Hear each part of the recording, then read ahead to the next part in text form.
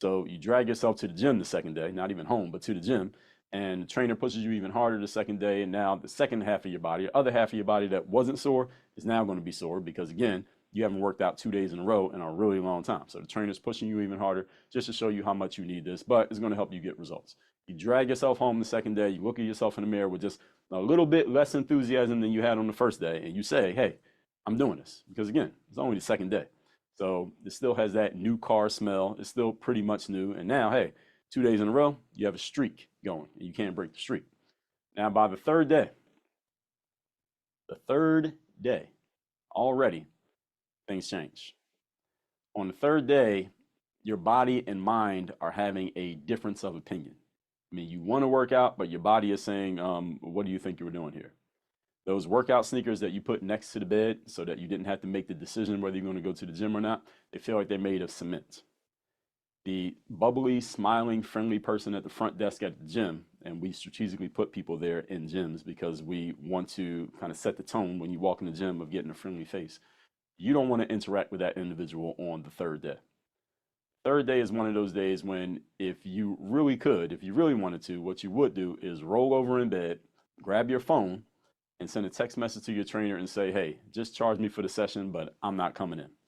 That's what the third day is. So what exactly does this mean? The third day is any situation or circumstance in your life and your business and a relationship anywhere where the newness of the circumstance has worn off. The novelty is gone. The welcome party is over.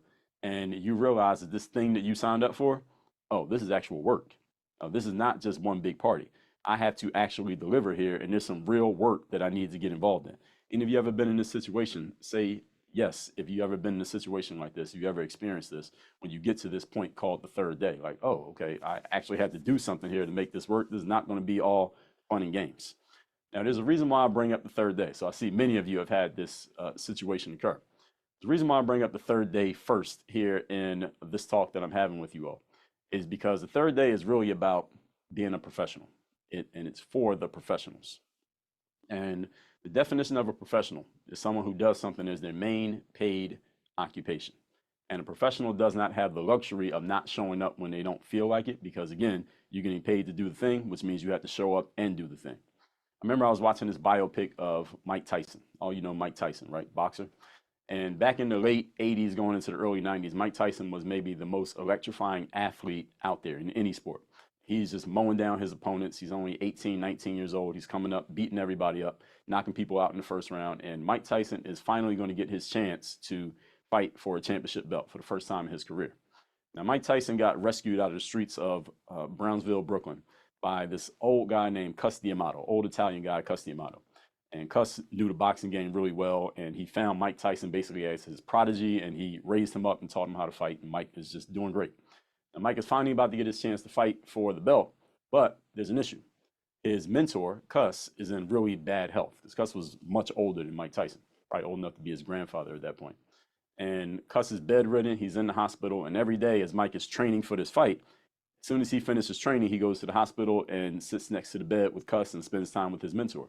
And it's getting close to the fight, and Mike is realizing that Cus is so sick that he probably won't be able to even come and watch his prodigy fight for the championship belt. Was the main reason why he's fighting, is to win the championship. And Mike is talking to Cus, and he says, man, you're the reason that I'm a boxer.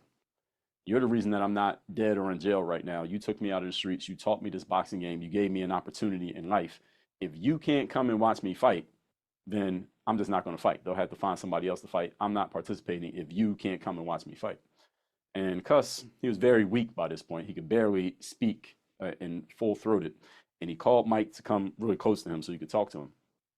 And he said, Michael, he called him Michael, do you know what a professional is?